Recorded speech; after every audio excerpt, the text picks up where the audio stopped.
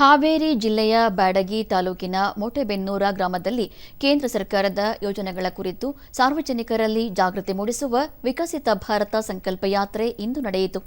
ಇದೇ ವೇಳೆ ಉಜ್ವಲ ಯೋಜನೆಯ ಫಲಾನುಭವಿಗಳಿಗೆ ಸ್ಟೌವ್ ವಿತರಿಸಲಾಯಿತು. ಆರೋಗ್ಯ ತಪಾಸಣಾ ಶಿಬಿರ ಆಯೋಜಿಸಲಾಗಿತ್ತು. ಇದೇ ವೇಳೆ ವಿಕಸಿತ ಭಾರತ ಪ್ರತಿಜ್ಞಾ ವಿಧಿಯನ್ನು ಸಾರ್ವಜನಿಕರಿಗೆ ಬೋಧಿಸಲಾಯಿತು. ರಾಷ್ಟ್ರವನ್ನಾಗಿ ಮಾಡುತ್ತೇವೆ. ವಸಾಹತು ಮನಸ್ಥಿತಿಯ ಎಲ್ಲ ಕುರುಹುಗಳನ್ನು ಅಳಿಸಿ ಹಾಕುತ್ತೇವೆ. ನಮ್ಮ ಪರಂಪರೆಯನ್ನು ಗೌರವಿಸುತ್ತೇವೆ.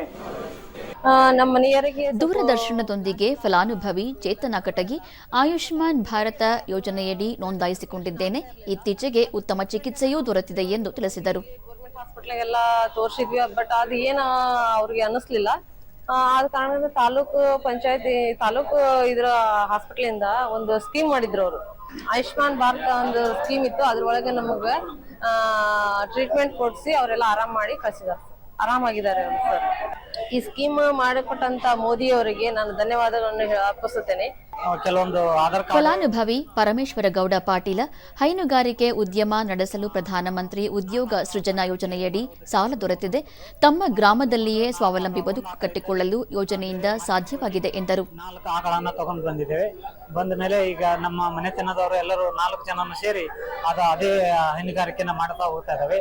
ನಂತರ ಆಕಳ ಸಾಗಾಣಿಕೆ 4 ಇದ್ದಲ್ಲಿ ಸುಮಾರು ಈಗ 14 ಆಕಳನ್ನ ಮಾಡ್ತಾ ಬಂದು ನಮ್ಮ ಮನೆತನದ ಎಲ್ಲ ನಮ್ಮ ಕುಟುಂಬಸ್ಥರು ಸುಖವಾಗಿ ಜೀವನವನ್ನು ಸಾಗ್ತಾ ಇದ್ದೇವೆ. ನಾವು ಮನೆಯಲ್ಲಿ ಫಲಾನುಭವಿ ಕವಿತಾ ಜಾಧವ ಉಜ್ವಲ ಯೋಜನೆಯಡಿ ಅಡುಗೆ ಅನಿಲ ಸಂಪರ್ಕ ಪಡೆದುಕೊಂಡಿದ್ದೇನೆ. ಮುಂಜಾನೆಯ ಅಡುಗೆ ಕಾರ್ಯಗಳು ಸುಲಭವಾಗಿವೆ ಎಂದು ತಿಳಿಸಿದರು. ಆಶ್ರಯದಿಂದ ನಮಗೆ ಉಜ್ವಲ ಯೋಜನೆ ದೊರಕಿದೆ. ಅದರಿಂದ ನಮಗೆ ತುಂಬಾ ಸಮಯ ಉಳಿಯುತ್ತೆ ಮತ್ತು ಮನೆಯಲ್ಲಿ ವಯಸ್ಸಾದವರಿಗೆ ಸ್ವಲ್ಪ ಅನಾರೋಗ್ಯದಿಂದ ಕಡಿಮೆ ಆಗಿದೆ. ಹಾಗಾಗಿ ಪ್ರಧಾನಿ ನರೇಂದ್ರ ಮೋದಿ ಅವರಿಗೆ ಧನ್ಯವಾದಗಳು.